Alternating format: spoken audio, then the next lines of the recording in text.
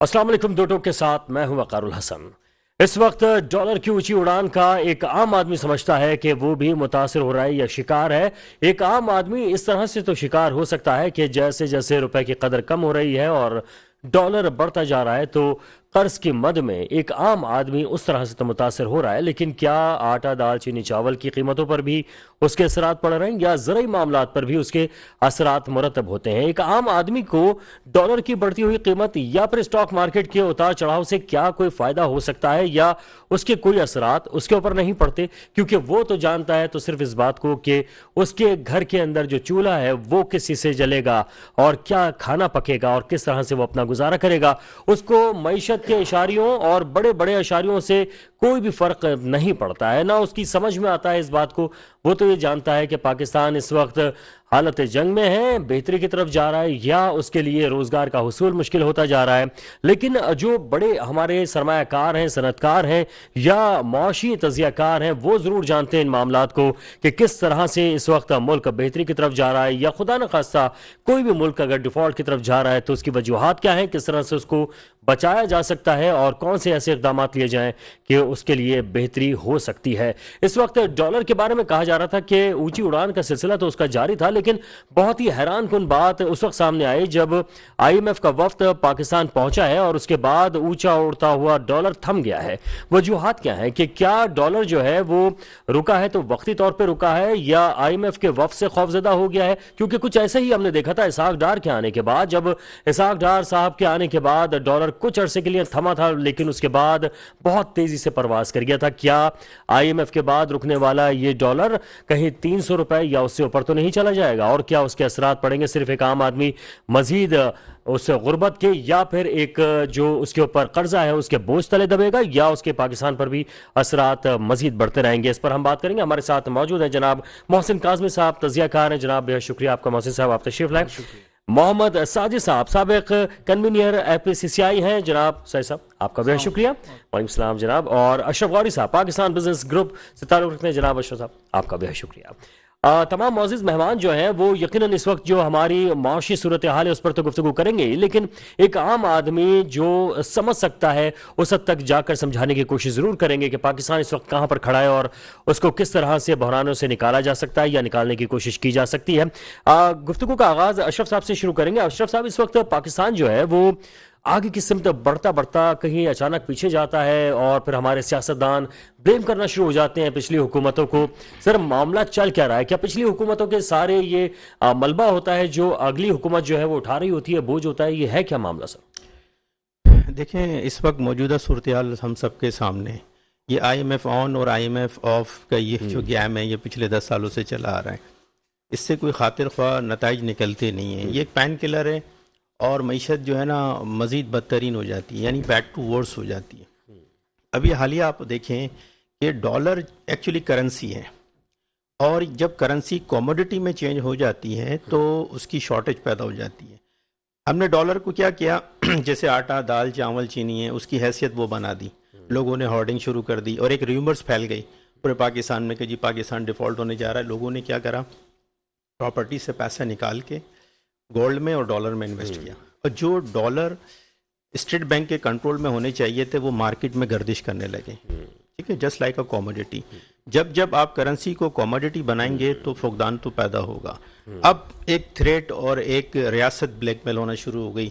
State bank ने कहा कि जो कंटेनर आए हुए 5700 कंटेनर वो हम रिलीज़ नहीं कर सकते बिकॉज हमारे पास डॉलर बाहर भेजने के लिए नहीं है। ठीक है, तो ये सूरत हाल हमारा इम्पोर्ट बिल एक्सेस कर गया है।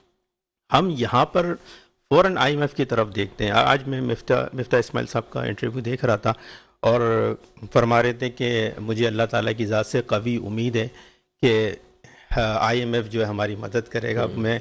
मुझे बड़ी हैरान कुन बात है कि इस्लामिक कंट्री आईएमएफ जो हमें सूद पे कर्जा देता है तो और वो इस बात की तवक्को करते हैं कि अल्लाह की ज़ात से उम्मीद है कि हम अल्लाह से जंग करेंगे, माज़ अल्लाह अस्तग़फिरुल्लाह। तो ये स्टेटमेंट हमारे जो हुक्मरान है उनको समझना चाहिए हम क्या क्या रहे हैं और हम कर क्या रहे हैं, हमारी डायरेक्शन किधर है। आपको पता है इस वक्त जो प्लान किया है बजट का 40% 4000 अरब रुपया सिर्फ सूद की नज़र होगा अगर हम आईएमएफ के प्लान में जाते हैं तो।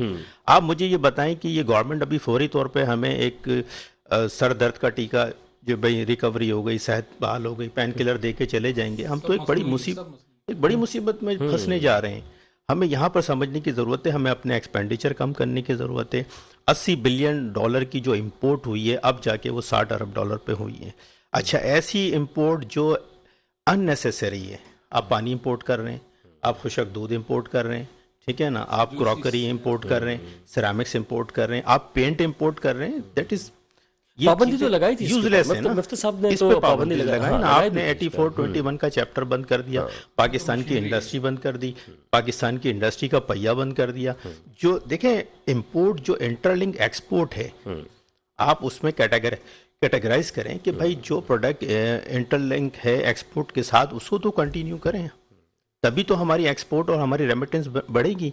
سب سے بڑا پرابلم آپ IMF کیا کہتا ہے کہ ڈالر کو آپ مارکیٹ بیسڈ کر دو, مارکیٹ کے رحم و کرم پہ آپ چھوڑ دو تاکہ ڈالر کا ایک پرائس سیٹ ہو جائے. آپ نے 3 پرائس رکھی ہوئی. ڈار صاحب نے ایک آرٹیفیشل کیپ لگایا, بتا وہ کیا تھا, 230 کا بینک کا ریٹ تھا, ٹھیک, اوپن مارکیٹ کا 257 تھا, اور جو فورن ریمیٹنس آ رہی تھی اس کا ریٹ تھا. سر بلکہ بعض لوگ تو کہنا گرے مارکیٹ بھی, جس کو بلیک مارکیٹ کہتے ہیں, کہ وہاں پر بھی کچھ ڈالر. بلیک مارکیٹ یہی تو جنریٹ ہوئی نا. آپ ہنڈی حوالے کو انکریج کر رہے ہو, آپ اپنے ڈالر کو نیچے. بینک ایک فارن کنٹری میں, آپ ایک اوورسیز پاکستانی ہے, وہ جب اپنے گھر والوں کو پیسے بھیجے گا تو وہ تو ریٹ لے گا نا کہ مجھے زیادہ پیسے میرے گھر والوں کو کہاں ملیں گے. اگر بینک سے ملتے ہیں تو وہ ڈیفینیٹلی کمفرٹیبل ہوگا. بینک ایک سیف وے ہے, سیف زون میں آ کے کرے گا. آپ نے 230 رکھا ہوا ہے, مارکیٹ 30 روپیز پلس چل رہی ہے. تو یہ ساری چیزیں جب IMF نے کہا کہ آپ اس کو مارکیٹ ڈیمانڈ اینڈ سپلائی پہ چھوڑیں, دیکھیں جب ڈیمانڈ اینڈ سپلائی پہ آپ چھوڑیں گے تو یہ ایک نیچرل لا ہے, تو آٹومیٹکلی چیزیں سیٹ ہو جائیں گی. اب جا کے انہوں نے یہ اسٹیپ لیا, اس سے سب سے بڑا نقصان کیا ہوا, امپورٹ انڈسٹری کو ہوا. وہ شپمنٹس جو وہاں پڑی ہوئی ہیں, میری اپنی ایک شپمنٹس پڑی ہے, ساجد صاحب بیٹھے ہوئے ہیں, ان کی اپنی جو امپورٹر ہیں, جو انڈسٹریلسٹ ہیں, اب مجھے بتائیں ان کا جو کاسٹ آف ڈوئنگ بزنس میں جو پروڈکٹ ہے وہ آٹومیٹکلی وہ کیا ایکسپورٹ کریں گے. ٹھیک ہے, بالکل آلریڈی آرڈر لے چکے ہیں وہ. بالکل صحیح. اچھا, میں ذرا ساجد صاحب کی طرف آؤں گا. ساجد صاحب, اب کہا یہ جا رہا ہے کہ IMF سے جو مذاکرات ہوں گے, جو بہت ہی مشکل ترین مرحلہ ایک بن چکا ہے کہ وہ اعتماد بھی کرے, اعتبار بھی کرے, اس کے بعد بھی 1 ارب کی جو ایک قسط ہے وہ ملے گی. تو سر کیا اس سے کچھ پاکستان کا بھلا ہو سکے گا؟ میرے نزدیک تو یہ پینٹس ہے, کچھ بھی نہیں ہے. میرے خیال سے جو ان کا شارٹ فال ہے وہ تو اربوں میں ہے, کیونکہ جو ابھی 800 ارب جو پاکستانی جو اس کا وہ ہے, وہ جو ٹیکسز کی مد میں جو لوگوں نے ان کو دینا ہے اسی کو یہ ریلیز نہیں کر پا رہا ہے. تو یہ پیسہ کہاں استعمال کر سکتے ہیں؟ یہ تو کچھ بھی نہیں ہے. اصل میں دیکھیں, ان کو یہ سمجھ میں ہی نہیں آ رہا کہ ڈالر بڑھنے سے ہی عوام کے اوپر بوجھ پڑتا ہے. ڈالر جو بڑا ہے, آپ پتہ ہے مجھے کھانے پینے کی چیزوں سے لے کے, دیکھیں را مٹیریل تو بھائی جب ماشاء بھائی منگانا ہے نا, دیکھیں فیکٹری جس سے چل رہی ہے, آپ کی فیکٹریاں بند ہو رہی ہیں, جو $2 ملین کی ایکسپورٹ یہاں سے ایکسپورٹ کر رہا ہے, وہ $10,000 کی LC نہیں کھول سکتا بٹن کے لیے اپنے. کتنی شرم کی بات ہے. مطلب وہ $2 ملین کیسے منگائے گا آپ کے ملک میں؟ تو ہمارا کوئی میکنزم, مجھے یہ لگتا ہے کہ جیسے کوئی پری پلاننگ انہوں نے کیا ہے, ان کے پاس حل تھا. یہ آج دنوں میں نہیں ہوا, یہ سالوں میں انہوں نے اس جگہ پہ لا کے پہنچایا نا. کوئی پلاننگ ہوتی ہے, اسٹیٹ بینک کی کوئی چیزیں ہوتی ہیں, اسی کے مطابق کام کیا جاتا ہے. ڈالر ابھی بھی دیکھیں, ابھی بھی مارکیٹ میں ڈالر, بلیک میں ڈالر بہت مل جاتا ہے, لوگوں کے پاس جمع ہوتے ہیں لوگ. اصل میں انہوں نے ڈرا دیا حکومت. ابھی تک میں نے نہیں دیکھا کہ چینل پہ وزیر اعظم صاحب نے آ کے کوئی تسلی دی ہو عوام کو کہ آپ گھبرائیں نہیں, مسئلے حل ہو جائیں گے, چیزیں ہو جائیں گی. بھائی ہوتا ہے نا, سربراہ گھر کا دیکھتا ہے گھر کو, اگر گھر کا بجٹ خراب ہوتا ہے سربراہ دیکھتا ہے. کم سے کم میں یوں, ہم لوگ یوں, بزنس کمیونٹی ہماری کیوں پریشان ہے؟ اس کی وجہ یہ کہ کوئی سر جوڑ کے بیٹھ نہیں رہا. دیکھیں بزنس کمیونٹی کا پیسہ یہاں لگا ہوا ہے, ملک میں لگایا ہم نے پیسہ, ان کا سب کا پیسہ باہر ہے. ہم ابھی بھی بولتے ہیں کہ بہت مسئلوں کے حل ہیں, سر جوڑ کے بیٹھیں. سر لیکن اسحاق ڈار صاحب پہ تو بہت لوگ ٹرسٹ کرتے تھے, ہمارے صنعت کار خاص طور پر, لیکن اب صنعت کار ہی کہہ رہے ہیں کہ وہ ہم ٹرسٹ نہیں کر رہے. وجہ کیا ہے سر؟ سر دیکھیں نا, ان کی پالیسی دیکھیں نا, انہوں نے تو یہ آواز لگائی تھی کہ یہ 180 بھی مصنوعی ریٹ ہے, میں اس کو آگے کم کروں گا. انہوں نے تو یہ کہا تھا نا. اب ان سے کون پوچھے کہ بھائی آپ بتائیں کیسے آپ نے کہا تھا, آپ کے پاس کیا میکنزم تھا جو آپ نے یہ الفاظ ادا کیے؟ تو سر اب جو اس وقت اپوزیشن میں جا چکے ہیں خان صاحب, وہ کہہ رہے ہیں کہ میں کم کر دوں گا, بہتر کر دوں گا. ان کے پاس بھی کوئی حل نہیں ہے. دیکھیں خان صاحب نے بھی 4 سال ایسے ہی کیا. میں تو بولتا ہوں سیاسی حل ہے ہی نہیں ہمارے ملک کا. سیاسی میں آپ کو بتا دوں, آپ دیکھیں سروے کر لیں, ایوب خان کا دور دیکھ لیں, سنہری دور تھا. پرویز مشرف کا دور بزنس کمیونٹی میں سب سے بہترین دور تھا. یہ گالیاں بکتے رہے, ہمیں نہیں پتا. ہم نے پوری بزنس کمیونٹی میں بہترین کاروبار کیا. 60 سے ڈالر 11 سال میں 60 سے ڈالر اوپر نہیں گیا ہے. میں تو تاریخ آپ کو بتا سکتا ہوں. اور وہ جب گیا ہے تو قرضہ نہیں تھا ہمارے اوپر, آپ دیکھ لیں, آپ کو فیکٹ بتائیں گے سارے. ہاں ٹھیک ہے 2-3 غلطیاں انہوں نے کری, افغان کلچر یہاں دے دیا, ان کو سیو کر دیا, یہ کر دیا, دہشت گردی بڑی, لیکن دیکھیں ہمارے ملک کو معاشی کوئی پریشانی نہیں, قرضہ ہماری یہ جو جمہوری حکومتوں نے انہوں نے چڑھایا ہمارے اوپر, تو ایسا چڑھا ہے کہ ابھی آپ جائیں جاپان, یہ بینکاک جیسا ملک ہے چھوٹا سا, ابھی وہاں پہ ایک پسنیکان ہے ان کا شہر ہے, وہاں سے ایئرپورٹ تک کا فلائی اوور بنانا تھا انہوں نے. لیکن جو اینالسٹ جو ہمارے وزیر ہوتے ہیں وہ قرضہ کی بنیاد پہ رہتے ہیں کہ ہم نے قرضہ دینا کیسے ہے واپس, کوئی پلاننگ کرتا ہے. انہوں نے ایک فلائی اوور بنوایا, جاپان کی کمپنی نے فلائی اوور بنایا, ان کا کوئی 40 کلومیٹر کا فلائی اوور, تو انہوں نے جی جاپان کی کمپنی کو بولا جی آپ پیسہ لگائیں گے ہم نہیں دیں گے, جس کا جو ریمیٹنس جو بھی اس کا آمدنی ہوتی ہے اس میں سے آپ 75% لینا ہے, 25 ہمیں دینا, یعنی 25 پھر گورنمنٹ نے بھی رکھ لیا, اور 20 سال کا ان سے وہ کر لیا لیزنگ. 20 سال بعد تو فلائی اوور آج ان کا ہو گیا, وہ 2016 میں ان کا ہو گیا وہ فلائی اوور. تو پیسہ اس طرح سے ہوتا ہے. اورنج ٹرین انہوں نے بنائی لاہور میں, تو بھائی اورنج ٹرین میں 400 ارب روپے لگائے انہوں نے, تو پھر 400 ارب اپنے ریٹرن کیسے دینے تھے؟ پلاننگ تو حکومتیں کرتی ہے نا, سیاستدان کرتا ہے. سر کیا وجہ کیا ہے کہ ان کے پاس کیا اتنا ذہن نہیں ہوتا, یا صرف یہ سیاسی؟ نہیں سر, ذہن سب کے پاس ہے. مجھے نہیں لگتا کہ مطلب یہ, مجھے لگتا ہے کہ کوئی پلاننگ یا ایجنڈے پہ کام ہو رہا ہے. ابھی بھی ملک کے مسائل کو حل کیا جا سکتا ہے. بزنس کمیونٹی کے ساتھ بیٹھے ہیں لوگ, قربانی دینے کے تیار ہیں, جن کے پاس 10 کروڑ 20 کروڑ 50 کروڑ 2 کروڑ دینے کے لیے بھی تیار ہیں, لیکن کوئی آئے لیڈر سامنے. اچھا محسن صاحب, ابھی جو ذکر کیا ہے کہ کوئی پلاننگ ہوتی ہے, اور کوئی 5 سالہ کوئی 10 سالہ پلاننگ کا ایک معاملہ ہوتا ہے. جنید صاحب کے دور میں ہم نے دیکھا تھا کہ ایک 5 سالہ پلاننگ کا معاملہ آیا تھا, نئی روشنی اسکول اور دیگر کئی منصوبے اس میں آئے تھے. سر کیا وجہ ہے, منصوبے کیوں نہیں بنائے جاتے اس طرح کے؟ اصل میں پورا پاکستان آپ دیکھیں کہ سن 80 کے بعد سے ایڈاکزم پہ چل رہا ہے. ہر پالیسی آپ کی ایڈاک بیسس پہ ہے, لانگ ٹرم پالیسی آپ کی نہیں ہے. اس کی وجہ سے آج ہمیں سخت نقصان ہو رہا ہے. میں کہہ رہا ہوں جتنی تباہی اس وقت انہیں پہنچا دیے, اس سے زیادہ کی توقع نہیں رکھنی چاہیے, ورنہ ہم بہت بری حالت میں چلے جائیں گے. لیکن اب بھی ریپیئریبل ہے, اب بھی مینٹین ہو سکتی ہے. لیکن بات کیا ہے کہ جو اس سے متعلقہ لوگ ہیں, یہ بیٹھے ہیں دونوں حضرات آپ کے سامنے بیٹھے ہوئے ہیں, تو یہ معیشت کے ان کے ڈپارٹمنٹ معیشت کی ویل ہیں ایک قسم کی. آپ انہیں بلائیں, انڈسٹریز کو بلائیں, سب کی پریشانیوں کو دیکھیں, کوئی سولوشن نکالیں آپ. اور جیسے ابھی انہوں نے کہا کہ 10 کروڑ ہم 2 کروڑ دینے کو تیار ہیں, میں تو کہہ رہا ہوں جن کے اکاؤنٹ میں 1 ارب سے زیادہ پیسہ موجود ہے, اور سیاستدان ہیں, بیوروکریٹ ہیں, کوئی سرکاری محکمے پہ ہے, ان سے آپ 10% کی کٹوتی کیجیے ابھی. صرف لیکن دینے کے لیے تو تیار تو ہیں, لیکن قرض اتارو ملک سوارو اسکیم آپ کے سامنے فلاپ ہو گئی بری طرح, کیونکہ لوگوں نے بہت بھرپور طریقے سے اس میں پارٹیسپیٹ کیا. لیکن وجہ یہ ہے کہ اب کون لیڈر نہیں ہے, لیڈر ہو اچھا تو لوگ ابھی بھی وہی والی بات ہے. آپ دیکھیں کہ استحکام نام کی چیز پاکستان میں نہیں, ابھی آیا تو مختصر وقت کے لیے, بغیر لیڈرشپ کے قوم آگے نہیں بڑھتی, یاد رکھیے, نہیں بڑھتی ہے نا, یہ بات تو ہے. ہم عمران خان کوئی فرشتے نہیں ہیں, نہ ان کے سرخاب کے پر لگے ہوئے ہیں, لیکن اس نے ایک کوشش کی کہ ملک کو بہتر طریقے سے چلانے کی, اور وہ بات کو سن لیتے تھے. تو آپ دیکھیں ان کو ہٹا دیا گیا, کیسے بھی ہٹایا اس کو چھوڑیے. اب صورتحال یہ ہے کہ آپ دیکھیے آج بھی بیان آیا ہے کہ ہم 90 دن کے اندر اگر الیکشن نہیں کرائیں گے تو آئین ہمارا کیا بگاڑ لے گا, ہے نا, کتنے ذمہ دار لوگ یہ بات کہہ رہے ہیں. لیکن سر بات یہ ہے کہ لیکن سر اس وقت جو ملکی صورتحال ہے اس میں الیکشن میں کیسے جائیں گے, کس طرح سے سارے معاملات آگے بڑھیں گے, مشکل بھی ہے. ذمہ داری عوام کی نہیں ہے, آپ آئے الیکشن میں, ہارے یا جیتے ہی آپ کی نصیب کی, جو آپ نے کیا وہ آپ کو بھگتنا ہے. اس خوف سے مطلب ابھی ان کو ٹائم نہ دیا جائے, آپ کے خیال میں تھوڑا سا ٹائم تو دینا ہوگا نا سر, کہ وہ آگے جا کے اپنی پالیسیز کو واضح تو کریں. تو ٹائم دینا, پھر ہر آدمی کے ہاتھ میں کشکول ہوگا. اچھا ابھی دیکھیں نا, آپ $1 ارب کے لیے اتنے نخرے اٹھا رہے ہیں. میں ابھی صاحب بتاتا ہوں آپ کو کہ انہی لوگوں نے آ کے کہا تھا کہ اگر $1 پہ 1 روپیہ بڑھ جائے تو 130 ارب کا قرضہ بڑھتا ہے. آج انہی نے $88 بڑھا دیے اپنے پیریڈ میں. سر 4000 ارب بڑھ گیا نا قرضہ آپ کو. اب بتائیے کہ وہ سر یہ تو محسن صاحب یہ تو سیاسی باتیں بھی ہوئے نا سر. یہ دیکھیے, ہاں صحیح بات, ہاں آپ کے ڈالر اس کے ریٹ سے اور بڑھ گیا. ہاں ہاں بالکل. لیکن سر یہ آپ لے رہے ہیں ہم سے 1 ارب, اور آپ قرضہ کہاں پہنچا رہے ہیں. لیکن سر بات یہاں پہ یہ آ رہی ہے نا کہ جیسے خان صاحب نے بھی کہا تھا کہ آئی ایم ایف کی طرف نہیں جاؤں گا, انہیں جانا پڑ گیا, یہ وہ گئے تو سر سب کر رہے ہیں. دیکھیے آئی ایم ایف تو ایک ایسا ادارہ ہے نا, وہ آپ کو شکنجے میں لے رہا ہے, صاف بات ہی ہے.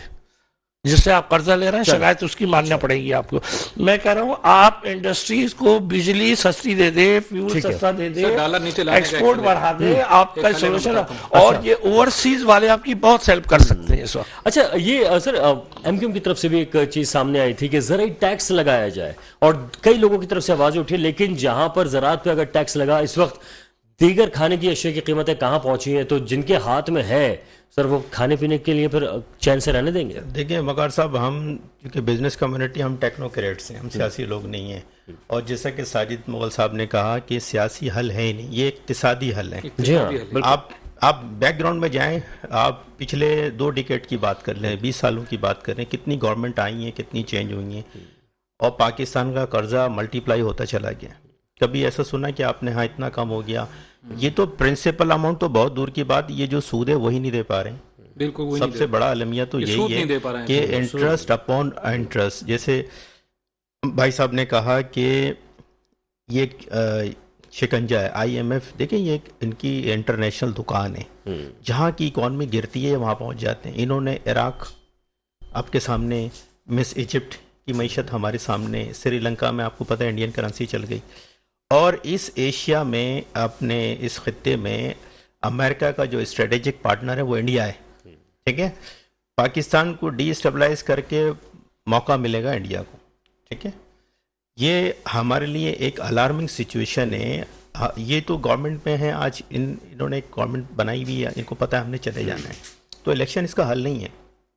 کیا الیکشن آپ کراتے ہیں؟ ایک ویژنری لیڈر کی بات کر رہے ہیں آپ, ہمارے یہاں لیڈرشپ کا فقدان ہے. عمران خان صاحب چلو آ بھی جاتے ہیں, ان کے کچھ اسٹیپس اچھے تھے, رشیا کی طرف وہ جا رہے تھے, رشیا نے ان سے ویٹ گندم دینے کا پرومس کیا, آئل دینے کا پرومس کیا. آج 2 دن پہلے بلاول بھٹو صاحب کا بھی جھکاؤ اس طرف ہے. ٹھیک ہے, یہ اچھا اسٹیپ سے, لیکن جو میجر چیزیں ہم بات کر رہے ہیں کہ بیٹھ کے اس مسئلے کو ہم اسٹیک ہولڈرز, بزنس کمیونٹی کا یہاں پیسہ لگائیں. دیکھیں ہمیں دل دکھتا ہے اگر $1 بھی بڑھتا ہے تو ہم یہ سوچتے ہیں کہ ہم اپنی انڈسٹری کو کیسے بچائیں گے, ہم آگے ایکسپورٹ میں ہم آرڈر کیسے لیں گے. اس میں ایک چیز اور آ رہی تھی اشرف صاحب کہ جہاں آپ کہہ رہے ہیں کہ سیاست دانوں کے ساتھ ساتھ اور لوگوں کی بھی ذمہ داری بنتی ہے, سر کیا بیوروکریٹس کے حوالے سے کہا جا رہا تھا کہ وہ بھی آ جائیں, وہ حکومت سنبھالے, یا اس طرح کے معاملات, تو آپ سمجھتے ہیں کہ پھر پاکستان بہتر ہو سکتا ہے؟ نہیں, دیکھیں بہت آسان سا حل یہ ہے, بہت آسان سا, کہ ہم یہ کہتے ہیں کہ ڈالر کی ٹریڈ کو ختم کر کے آپ RMB میں ٹریڈ کریں. آپ کو پتہ ہے 8 سے 10 ارب ڈالر کی امپورٹ آپ کی چائنا سے, تو آپ اس کو RMB میں کر لیں. کیوں نہیں کرتے آپ؟ کیوں نہیں کرتے؟ وہ نہ جینا چاہے تو بہانے ہزار. آپ بجلی امپورٹڈ ہے, آپ کو پتہ ہے ہماری بجلی امپورٹڈ ہے, جبکہ یہ ایک ایٹمک پاور پلانٹ ہمارے پاس موجود ہے, اور پاکستان ایک ایٹمک کنٹری ہے. بالکل, پانی سے بجلی نہیں, چائنا بنا رہا ہے, چائنا بنانا ہے نا, کولے سے نہیں بنا, پلانٹ سے بجلی بنتی ہے. ہمارے پاس ایسی صلاحیت ہے کہ 1 لاکھ میگا واٹ بنا سکتے ہیں, لیکن مسئلہ ہے نا سر, کمیشن بند ہو جائیں گے. سر اس میں کمیشن دے رہی ہے, دوسری کو حکومت پیسہ دے رہی ہے ان کو. دیکھنا کالا باغ ڈیم آج تک بننے نہیں دیتے. اچھا سائی صاحب, کیا ڈالر کو روکنے کا بھی کوئی طریقہ آپ کہہ رہے ہیں کہ روکا بھی جا سکتا ہے؟ کیا اس کو پیچھے بھی لے جایا؟ پیچھے بالکل لے کے جایا سکتا ہے. مصنوعی تو نہیں ہوگا سر وہ طریقہ؟ نہیں, مصنوعی نہیں ہوگا. میں آپ کو بتا دوں, دیکھیں ہانگ کانگ لے لیں, ابھی پرتگال لے لیں, یورپی کنٹری لے لیں. یورپ دیکھیں, یورپ کنٹری میں یورپی یونین بنی ہوئی ہے. یورپی یونین میں یہ ان کا ریزولوشن ہے کہ اگر کوئی ان کا 26-28 ملکوں میں سے کسی ملک پر اکنامک کرائسس آتے ہیں تو سارے ان کے 28 سے 28 ملک جو ان کو سپورٹ کرتے ہیں اور اس کو کھڑا کر دیتے ہیں. کس طرح کھڑا کرتے ہیں؟ ہمارے 58 ملک یا 60 ملک ہو گئے, اسلامی کنٹری ہماری 60 ملک ہیں. اگر میں ابھی بتا رہا ہوں آپ کو معاشی طریقہ پاکستان کو بچانے کا, جو مسلمانوں کے لیے میرے خیال سے دیکھا جائے تو ایٹمی طاقت مسلمانوں کی ایک ہی ہے, تو ان مسلمان ملکوں کو چاہیے کہ پاکستان کا ساتھ دیں. اگر ہمارا اچھا لیڈر ہو اور یہ 60 ملکوں سے سفارتی تعلقات اچھی بات کر کے اور تعلقات بنا کے اگر سب سے $1 ارب لے لے, دیکھیں اب اگر ایک ملک سے 10 مانگو گے تو نہیں دے گا, لیکن 60 کے 60 اگر $1 ارب دیتے تو پاکستان کے پاس $60 ارب جس دن اکاؤنٹ میں آتے ہیں مسئلہ حل ہو گیا. لیکن مسئلہ ہمارا یوں ڈالر کیوں بڑھ رہا ہے کہ ڈالر نہیں ہے ہمارے اکاؤنٹ میں, ڈالر آ گیا تو مسئلہ حل ہو گیا.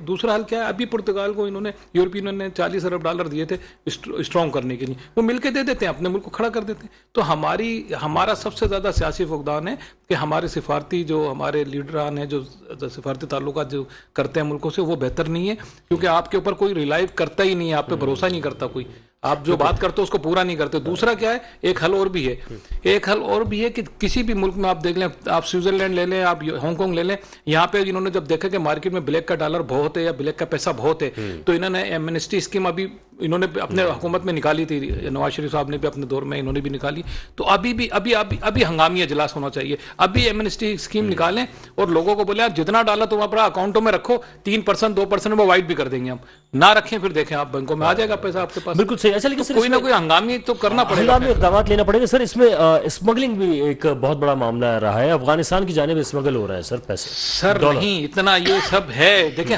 یہ پوری دنیا میں ہوتا ہے تھوڑا بہت. دیکھیں اس کو ہم اہم نہیں بنا سکتے, بزنس کمیونٹی سب جانتی ہے کیا ہے مسئلہ. آپ کے پاس آپ کی ایک لیڈرشپ اگر آپ کی اچھی آ گئی آپ کے ملک کے لیے, دیکھیں مجھے درد ہے, میرا پیسہ یہاں لگا ہوا ہے, کیونکہ جس کا یہاں پیسہ لگا ہے وہ اس کو درد ہوگا. اگر یہ لوگ صحیح معنی میں اپنے ملک کو بچانا چاہتے ہیں تو آج بھی حل ہیں ملک کو بچانے کے, چیزیں بیٹھ سکتے ہیں. دیکھیں 4 لاکھ آدمی بزنس کمیونٹی مل کے اس ملک کو بچا سکتی ہے. 4 لاکھ کوئی اتنا بڑا فیگر نہیں ہے, ہماری آبادی کا آپ کا تناسب آپ لگا 1 2 3 4% بھی نہیں آتا ہے. تو اس کے حل ہیں, یہ بیٹھنا ہوگا سر. اچھا اشرف صاحب, ابھی گفتگو کا جو سلسلہ جہاں پہ ٹوٹا تھا ہمارا, وہاں پہ سر ہم یہ بھی دیکھ رہے ہیں کہ جو وزیر خزانہ ہیں وہ مختلف سیاسی جماعتوں کے ہوں تو وہ تو الزام لگائیں تو ٹھیک, لیکن مفتہ اسماعیل کو بھی ہم دیکھ رہے ہیں کہ وہ اسحاق ڈار کی پالیسی سے اختلاف کر رہے ہیں. تو کیا سر پالیسی تھی کس کی بہتر آپ کے خیال؟ دیکھیں ہماری جو فائنینس منسٹری ہے نا وہ IMF کے آگے بڑی بے بس ہے. میں اس گورنمنٹ کی بات نہیں کر رہا, خان صاحب کی گورنمنٹ میں بھی 3 منسٹر چینج ہوئے. یہ کنفیوژن کا شکار ہے, یہ کنفیوژن کا شکار ہے کہ وہ کہتے ہیں نا جہاں آگ لگتی ہے وہ فائرنگ سے وہاں یہاں سے آگ بجھائی تو دوسری جگہ لگ گئی, پھر وہاں گئے. تو ابھی جو سچویشن ہے نا, سچویشن سمجھنے کی یہ ہے, ہم کہتے ہیں کہ اس کو underline acid based financing کریں. جب IMF کہتا ہے کہ ڈالر کو مارکیٹ بیسڈ کرو, تو آپ IMF سے بات کریں کہ جو آپ فنڈ ہمیں دے رہے ہو اس کو ایسڈ بیسڈ کر دو. اچھا ایسڈ بیسڈ کیا ہوتا ہے؟ یہ اسلامک موڈ آف فائنینس. ہم اسلامک موڈ آف فائنینس کی بات بھی نہیں کر سکتے کہ ان کو اسلامک فوبیا ہے, تو ہم وہ بات نہیں کرتے. ہم ٹیکنیکل ورڈ یوز کرتے ہیں کہ دیکھیں آپ انٹرسٹ سے زیادہ کماؤ گے. اسلام میں یہ تصور ہے کہ پارٹنرشپ کا تصور ہے. اگر پارٹنرشپ 2 پارٹنر دونوں کی نیت اچھی ہے تو تیسرا پارٹنر اللہ تعالیٰ خود ہوتا ہے, اور اس میں بڑی برکت ہے. میں آپ کو بتاؤں, اس کی پرائم ایگزامپل ملیشیا ہے. 97 میں مہاتیر محمد صاحب نے بڑا چیلنج فیس کیا اور انہوں نے کہا ہم قطعاً IMF پروگرام میں نہیں جائیں گے. آج ملیشین ایشین ٹائیگر ہے. یہی وجہ بالکل صحیح بات ہے. اگر یہ ماڈل اپناتے ہیں, خان صاحب نے بھی ایک یہ ویژن لے کر آئے تھے, پھر اس کے بعد وہ بھول گئے. انہوں نے اپنا بجٹ نہیں بڑھایا نا, بجٹ نیٹ ورک صحیح نہیں کیا, ٹیکس صحیح نہیں کیا, اور پھر دوسری مختلف ممالک کے بھی اثرات جو ہیں وہ ہم نے دیکھا تھا کہ پڑھتے رہے, اور اسلامک ممالک بھی جو ہیں وہ آپس میں کچھ گتھم گتھا نظر آتے ہیں. سر ایک بریک ہے, بریک کے بعد واپس آتے ہیں تو کنٹینیو کریں گے, ہمارے ساتھ رہے گا.